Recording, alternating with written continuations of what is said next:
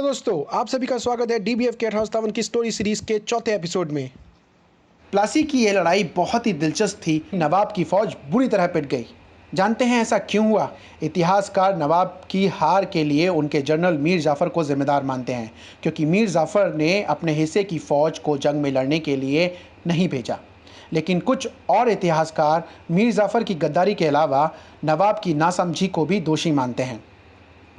दिलचस्प बात यह है कि इस लड़ाई में क्लाइव की फौज में सिर्फ 22 सैनिक मारे गए।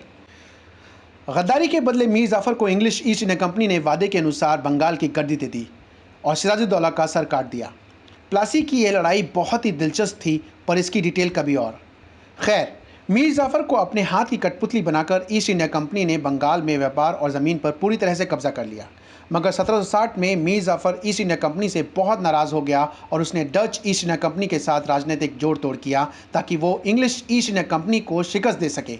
मगर अंग्रेज़ों ने उसे फिर से करारी शिकस्त दे दी और उसके दामाद मीर कासिम को गद्दी पर बिठा दिया। मगर 1763 में मीर कासिम ने भी अंग्रेज़ों के खिलाफ आवाज़ उठाई और अवध के नवाब शुजा-उद-दौला के पास उसकी मदद के लिए चला गया।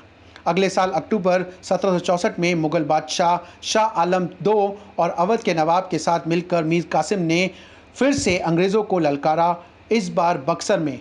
मगर प्लासी की ही तरह इस बार भी बड़ी फौज होने के बावजूद अंग्रेजों से वो हार गए। ज़्यादातर इतिहासकारों का मानना है कि यह लड़ाई न कि सिर्फ प्लासी का युद्ध इंग्लिश ईस्ट इंडिया कंपनी को बंगाल की मिल्कियत मिलने का निर्णायक कारण रहा।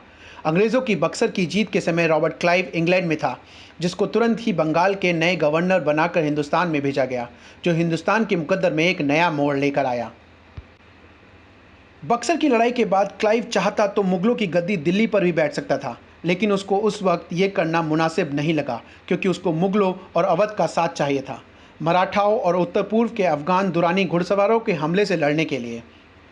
बक्सर की जीत से हासिल हुई इंग्लिश ईस्ट इंडिया कंपनी को हिंदुस्तान में अब तक की सबसे बड़ी सिद्धि। 1765 की इलाहाबाद संधि से कंपनी ने मुगल बादशाह शाह आलम II से बंगाल की दीवानी यानी रेवेन्यू कलेक्शन का हक छीन लिया और बदले में बंगाल से मिले पूरे मसूल यानी रेवेन्यूज का केवल 10% देने का वादा किया और अवध के सिराजुद्दौला को भी अपनी नवाबी वापस मिली, हालांकि वो अंग्रेजों की निगहबानी में थी। उधर बंगाल में क्लाइव दोहरी सरकार की प्रणाली को अमल में लेकर आए, जिसके तहत महसूल वसूली इंग्लिश ईस्ट इंडिया कंपनी करे और मीर जाफ़र के वंशज जो इंग्लिश ईस्ट इंडिया कंपनी के हाथों की कठपुतली थे, वो अदालती और न्यायिक काम संभालने लगे। बंगाल के नवाबों के पास अपने लश्कर नहीं थे और वो पूरी तरह इंग्लिश ईस्ट इंडिया कंपनी पर निर्भर थे और इस तरह हिंदुस्तान के दो सबसे संपन्न सूबे बंगाल और बिहार ने इंग्लिश ईस्ट इंडिया कंपनियों को धनाढ्य और किसी भी यूरोपियन सत्ता से ज़्यादा ताकतवर बना दिया। कंपनी अब हिंदुस्तान का अगले 100 साल तक शोषण करने वाली थी।